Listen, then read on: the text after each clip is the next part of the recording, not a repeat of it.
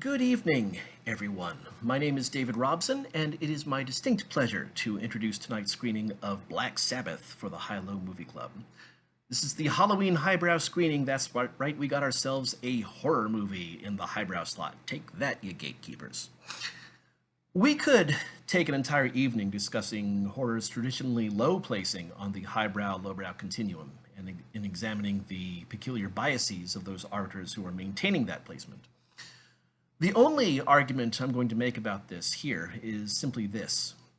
To make horror movies that function as they're supposed to create the kind of world on screen through visual, auditory, dramatic means that allows an audience to suspend their disbelief and engage with the otherworldly, to understand the audience well enough to confront them with a darkness that they even subconsciously recognize, to build and release the tension and suspense in an audience, and to engage them to the point that they are feeling and even embracing emotions that they normally wouldn't in their reality.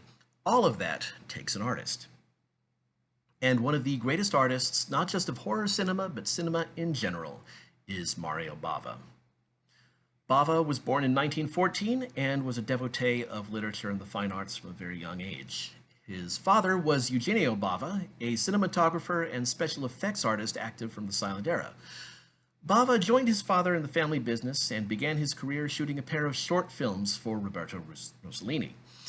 He shot his first feature in the early 1940s, and his lensing over that decade and into the 50s helped establish the visual identity of some major Italian stars, including, but not limited to, Gina Lollobrigida and Steve Reeves. Before long, he began crafting special effects as well. He spent more than a decade in these hands-on cinematic crafts, and by the time he was asked to step into the director's chair to complete several projects abandoned by their original filmmakers, he was ready. One of these projects was 1956's I Vampiri, regarded as Italy's first horror feature. 2 years later, Bava stepped in to finish Italy's first science fiction feature, The Day the Sky Exploded. The genre cinema that he helped define must have set something off in Bava. The fantastic, otherworldly settings of horror and sci-fi are a gift and a challenge to a cinematographer and storyteller. Making his filmmaking debut in 1960, he gave us the occult thriller Black Sunday, which immediately announced the arrival of a major talent in horror. The movie drew notices for the spectacular depths of its compositions and black and white imagery, as well as its sensuous and truly unsettling mood, and it single-handedly made lead actress Barbara Steele a star. Tonight's film isn't his first color film, but it is the one that showed all that he could do with color. Visually, it's an absolute trip. Like all truly great horror filmmakers, Bava worked in other genres. There are spaghetti westerns on his CV, as well as at least one swashbuckling adventure movie. You have the pop art comic book thriller Danger Diabolic, and even the engaging and startlingly vibrant sex comedy Four Times That Night. But it's as a maker and innovator of horror cinema that Bava is best known. Among other things, his early film, The Girl Who Knew Too Much, is regarded as the first giallo film. More on giallo shortly. Bava is not the only horror icon represented tonight. Appearing top billed in the film is the great Boris Karloff, whose work many of you know. Like Bava, Karloff had a long period of paying dues before achieving fame. He had appeared in 80 movies, many during the silent era, before his star-making turn as the monster in Universal's first 3 Frankenstein films. Karloff, like his Universal co-star Bela Lugosi, feared that he would be typecast in horror cinema. I believe that having all of that makeup on him for the Frankenstein pictures gave him a certain flexibility in his later period. You could watch Karloff's performances in later movies and be taken in with the depths of his characterization without being distracted by images of Frankenstein's monster. Bela Lugosi was not so fortunate. Dracula wore his face and would haunt Lugosi more potently for the rest of his life and career. After the Frankenstein films, Karloff continued working in the movies, but he was active on many other fronts as well. He created the role of Jonathan Brewster in the stage comedy Arsenic and Old Lace, a role he'd returned to on stage, including a Broadway run, and on television. Television was particularly good to Karloff. The re-release of the Universal horror classics in a package called Shock Cinema, which was released to syndicated TV stations around the country in 1957, familiarized a new audience with Karloff and re-established his iconic status. Karloff would remain an active televisual presence. In addition to his duties as the genial but creepy host of anthology programs like Thriller and Out of This World, he often starred in episodes of these and other programs, allowing the audience to experience the effectiveness of his work as a strong character actor. We get to see him in both modes in Black Sabbath, though the Italian dub deprives us, unfortunately, of the joy of his sonorous voice. So, Black Sabbath is an anthology film made up of 3 stories linked by host segments by Karloff, who also stars in the second story.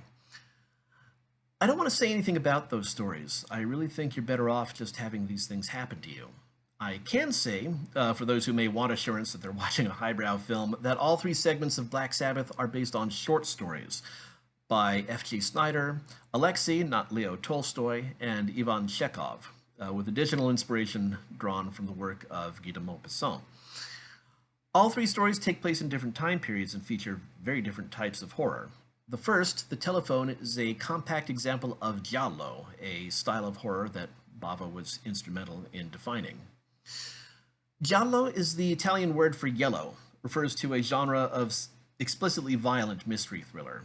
A series of paperback thrillers in this style were very popular in Italy, and because they were all bound in yellow covers, they became known collectively as giallo. The term is loose enough to have been applied to the novels of many non-Italian writers, including Agatha Christie and James Cain, and that looseness extends to the movies that fall under giallo's umbrella. The main characteristics hold steady. A giallo is a murder mystery that features a climactic reveal of the killer as well as explicit violence and overtones of sexuality, I should say. The Telephone is a remarkably efficient example of the subgenre, capturing, as it does, many of these elements, as well as giallo's distinctive visual style and narrative tension, all in just half an hour. Though giallo peaked in the 60s and 70s, it remains an influence. Horror filmmaker Dario Argento, as significant a figure in its history as Bava, continues to craft stylish thrillers in the giallo mold. And on these shores, works like Brian De Palma's Passion and especially James Wan's Malignant continue to expand giallo's palette and influence. Post-Black Sabbath, Bava continued to craft one influential horror movie after another. Blood and Black Lace continued to define the template of the giallo thriller. Planet of the Vampires feels like the most stylish and fetishistic episode of Star Trek never made, and it feels like a crucial influence on Alien over a decade later. And the contemporary slasher film would follow the template laid out by Bava in his moody and violent thriller Bay of Blood, which is known by a number of other titles, my favorite of which has to be Twitch of the Death Nerve. As for Boris Karloff, a series of escalating health problems meant that he would not survive the 1960s. But he kept working. A stint with famed producer Roger Corman included a lead role in the cult horror classic The Terror. Parts of this movie were cleverly remixed by Peter Bogdanovich in his harrowing debut film Targets, in which he seized the opportunity to craft some great scenes for Karloff, who responded to this challenge with grace and depth. Karloff would also return to television for one of his most popular and fondly remembered performances as the narrator and star of How the Grinch Stole Christmas. This project won for Karloff the Grammy Award for Best Children's Album. I'm excited to watch this movie with you all, and I'll be present in the chat window to share more details and talk about the movie with you. I hope Darren will excuse the suggestion that you on occasion close the chat window to really take in this movie's visuals and let them fill your screen, your field of vision, your very soul. Black Sabbath is spooky and artful and gently informed by a sense of fun, which makes it ideal viewing for this point in the season. It is Mario Bava's favorite among his own films and boasts 3 strong stories, the last of which is going to scare the hell out of you. And the final shot in which Karloff bids us goodnight is just one of the best things that ever happened. I hope you enjoy Black Sabbath, and I will see you in chat, and I sincerely wish you and yours a very happy Halloween.